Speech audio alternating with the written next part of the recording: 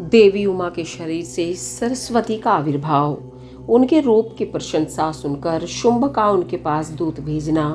दूत के निराश लौटने पर शुंभ का क्रमशः धूम्रलोचन, चंड, मुंड तथा रक्त बीज को भेजना और देवी के द्वारा उन सब का मारा जाना। ऋषि कहते हैं, पूर्व काल में शुंभ और निशुंभ नाम के दो प्रतापी दैत्य थे जो आपस में भाई भाई थे। उन दोनों ने चराचर प्राणियों सहित समस्त त्रिलोकी के राज्य पर बलपूर्वक आक्रमण किया। उनसे पीड़ित हुए देवताओं ने हिमालय पर्वत की शरण ली और संपूर्ण अभिष्टों को देने वाली सर्वभूत जननी देवी उमा का स्तवन किया। देवता बोले, महेश्वरी दुर्गे, आपकी जय हो। अपने भक्त जनों का प्रिय करने वाली देवी, आपकी जय हो। आप तीनों लोकों की रक्षा करने वाली शिवा हैं। आपको बारंबार नमस्कार है। आप ही मोक्ष प्रदान करने वाली पराम्बा हैं। आपको बारंबार नमस्कार है। आप समस्त संसार की उत्पत्ति, स्थिति और संहार करने वाली हैं। आपको नमस्कार है। कालिका और तारा रूप धारण करने वाली देवी, आपको नमस्कार है। छिन्नमस्ता आपका ही स्वरूप है। आप ही श्री विद्या है। आपको नमस्कार है। भुवनेश्वरी, आपको नमस्कार है। भैरव रूपिणी, आपको नमस्कार है। आप ही बगलामुखी और धूमावती हैं। आपको बारंबार नमस्कार है। आप ही त्रिपुर सुंदरी और मातंगी हैं। आपको बारंबार नमस्कार है। अजिता, विजया, जया, मंगला और विलासिनी, ये सभी आपके ही विभिन्न रूपों की संज्ञाएं हैं। इन सभी रूपों में आपको नमस्कार है। दौग्ध्री, माता अथवा कामधेनु रूप में आपको नमस्कार है। घोर आकार धारण करने वाली, आपको नमस्कार है। अपराजिता रूप में आपको प्रणाम है। नित्या, महाविद्या के रूप में आपको बारंबार नमस्कार है। आप ही शरणागतों का पालन करने वाली रुद्राणी है। आपको बारंबार नमस्कार है। वेदांत के द्वारा आपके ही स्वरूप का बोध होता है। आपको नमस्कार है। आप परमात्मा है। आपको मेरा प्रणाम है। अनंत कोटि ब्रह्मांडों का संचालन करने वाली आप जगदम्बा को बारंबार नमस्कार है।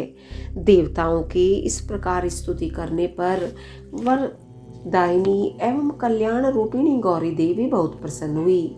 उन्होंने समस्त देवताओं से पूछा, आप लोग यहाँ किसकी स्तुति करते हैं? तब उन्हीं गौरी के शरीर से कुमारी प्रकट हुई।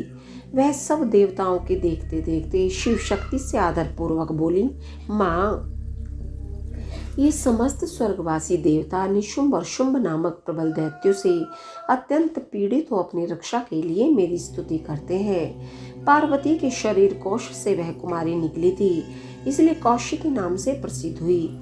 कौशिकी ही साक्षात शुंभासुर का नाश करने वाली सरस्वती हैं। उन्हीं को उग्रतारा और महोग्रतारा भी कहा गया है। माता के शरीर से स्वतः प्रकट होने के कारण वे इस भूतल पर मातंगी भी कहलाती हैं। उन्होंने समस्त देवताओं से कहा, तुम लोग निर्भय रहो, मैं स्वतंत्र हूँ, अतः किसी का सहारा लिए बिना ही तुम्हारा कार्य सिद्ध कर दूंगी। ऐसा कहकर भी देवी तत्काल वहां दृश्य हो गई। एक दिन शुंभ और निशुंभ के सेवक चंड और मुंड ने देवी को देखा। उनका मनोहर रूप नेत्रों को सुख प्रदान करने वाला था। उसे देखते ही वे मोहित हो सुध बुध खोकर पृथ्वी पर गिर पड़े। फिर होश में आने पर वे अपने राजा के पास गए और आरंभ से ही सारा वृतांत बताकर बोले, महाराज, हम दोनों ने एक अपूर्व सुंदरी नारी देखी है जो हिमालय के रमणीय शिखर पर रहती है और सिंह पर सवारी करती है। चंडमुंड की यह बात सुनकर महान असुर शुंभ ने देवी के पास सुग्रीव नामक अपना दूत भेजा और कहा, दूत, हिमालय पर कोई अपूर्व सुंदरी रहती है, तुम वहां जाओ और उससे मेरा संदेश कहकर उसे प्रयत्न पूर्वक यहाँ ले आओ। यह आज्ञा पाकर दानव शिरोमणि सुग्रीव हिमालय पर गया और जगदम्बा महेश्वरी से इस प्रकार बोला। दूत ने कहा, देवी, दैत्य शुंभासुर अपने महान बल और विक्रम के लिए तीनों लोकों में विख्यात है। उसका छोटा भाई निशुंभ भी ऐसा ही है। शुंभ ने मुझे तुम्हारे पास दूत बनाकर भेजा है, इसलिए मैं यहाँ आया हूँ। सुरेश्वरी, उसने जो संदेश दिया है उसे इस समय सुनो। मैंने सम्रांगण में इंद्रादि देवताओं को जीतकर उनके समस्त रत्नों का अपहरण कर लिया है। यज्ञ में देवता आदि के दिए हुए देवभाग का मैं स्वयं ही उपभोग करता हूँ। मैं मानता हूँ कि तुम स्त्रियों में रत्न हो, सब रत्नों के ऊपर स्थित हो, इसलिए तुम काम जनित रस के साथ मुझको अथवा मेरे भाई को अंगीकार करो। दूत के मुंह से शुंभ का यह संदेश सुनकर भूतनाथ भगवान शिव की प्राण वल्लभा महामाया ने इस प्रकार कहा। देवी बोली, दूत तुम सच कहते हो, तुम्हारी कथन में थोड़ा सा भी असत्य नहीं है, परंतु मैंने पहले से एक प्रतिज्ञा कर ली है, उसे सुनो। जो मेरा घमंड चूर कर दे, जो मुझे युद्ध में जीत ले, उसी को मैं पति बना सकती हूँ, दूसरे को नहीं। यह मेरी अटल प्रतिज्ञा है, इसलिए तुम शुंभ और निशुंभ को मेरी यह प्रतिज्ञा बता दो, फिर इस विषय में जैसा उचित हो वैसा भी करें। देवी की यह बात सुनकर दानव सुग्रीव लौटा गया। वहां जाकर उसने विस्तार पूर्वक राजा को सब बातें बताई। दूत की बात सुनकर उग्र शासन करने वाला शुंभ कुपित हो उठा और बलवानों में श्रेष्ठ सेनापति धूम्राक्ष से बोला, धूम्राक्ष, हिमालय पर कोई सुंदरी रहती है, तुम शीघ्र वहां जाकर जैसे भी वह यहाँ आई उसे उसी तरह ले आओ। असुर प्रवर, उसे लाने में तुम्हें भय नहीं मानना चाहिए। यदि वह युद्ध करना चाहे तो तुम्हें प्रयत्न पूर्वक उसके साथ ही युद्ध भी करना चाहिए। शुंभ की ऐसी आज्ञा पाकर दैत्य धूम्रलोचन हिमालय पर गया और वहाँ के अंश से प्रकट हुई भगवती भुवनेश्वरी से कहा, नितंबिनी, मेरे स्वामी के पास चलो, नहीं तो तुम्हें मरवा डालूंगा।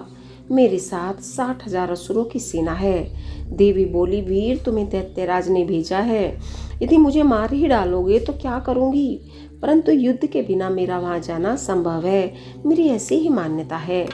देवी के ऐसा कहने पर दानव धूम्रलोचन उन्हें पकड़ने के लिए दौड़ा, परंतु महेश्वरी ने हुम के उच्चारण मात्र से उसको भस्म कर दिया। तभी से वे देवी इस भूतल पर धूमावती कहलाने लगी। उनकी आराधना करने पर वे अपने भक्तों के शत्रुओं का संहार कर डालती हैं।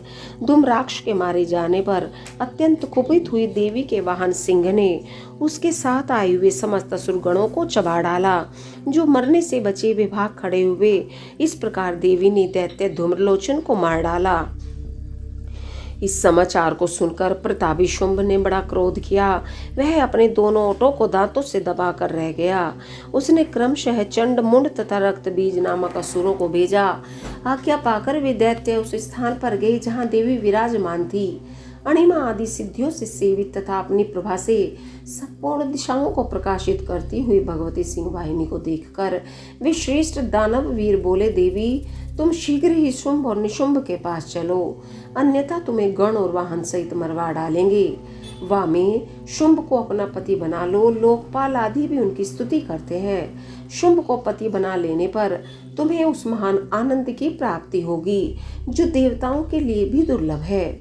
उनकी ऐसी बात सुनकर परमेश्वरी अम्बा मुस्कुराकर सरस मधुरवाणी में बोली। देवी ने कहा, अद्वितीय महेश्वर पर ब्रह्म परमात्मा सर्वत्र विराजमान है, जो सदाशिव कहलाते हैं। वेद भी उनके तत्व को नहीं जानते, फिर विष्णु आदि की तो बात ही क्या है।